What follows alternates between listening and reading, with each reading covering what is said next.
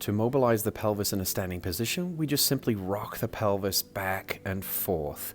When we rock it forward, that is what we call the anterior tilt, and when we rock it backwards, that is a posterior tilt. We do this all pain-free for about 10 repetitions in each direction. This can also be performed in a supine position. Lay on your back, looking straight to the ceiling, and just simply arching the lower back. That is what we call an anterior tilt of the pelvis, and then trying to flatten the back into the cushion or floor, and this is a posterior tilt.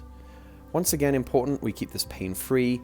10 anterior tilts, followed by 10 posterior tilts, or simply back and forth in rotation. To perform the lateral tilting, we basically hike the hip from the side up towards the rib cage and repeat this on each side, again shooting for about 10 repetitions on each side.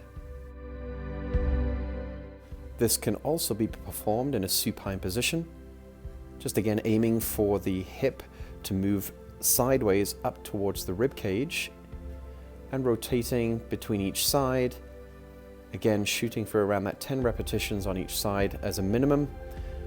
If you have some pelvic pain, immobility in the pelvis, then obviously you can increase the repetitions if you wish. Next are the hip circles.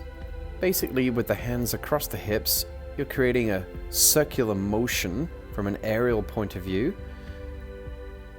The goal here is to again increase that mobility to the pelvis, and a little bit we're also getting some mobility to the femur bone into the hip socket and a little bit into the lower spine too.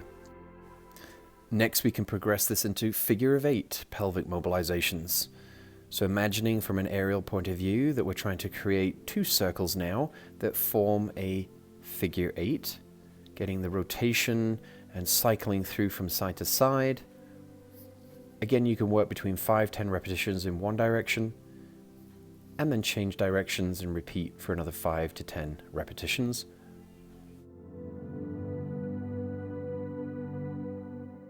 These can also be performed in that supine position, starting with the hip circles.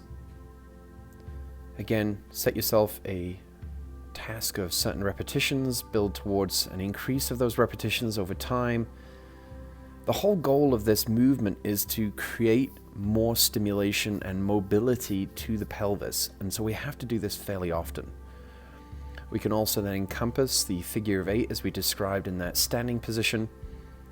Essentially, these postures can be done in a standing, seated, or a lying position.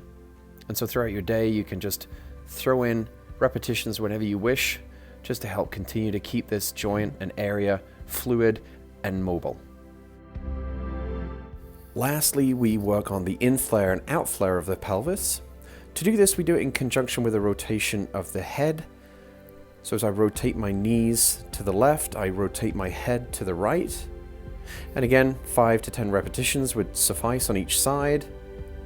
There's actually a relationship here between the pelvis and the cranium. And this relationship is being balanced by doing this particular mobility exercise. Repeat on each side, 5 to 10 repetitions. All of this should be pain-free.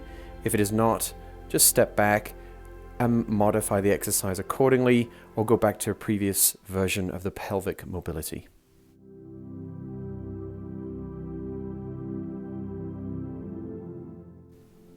If you benefited from this video, I'm sure your friends and family would benefit too.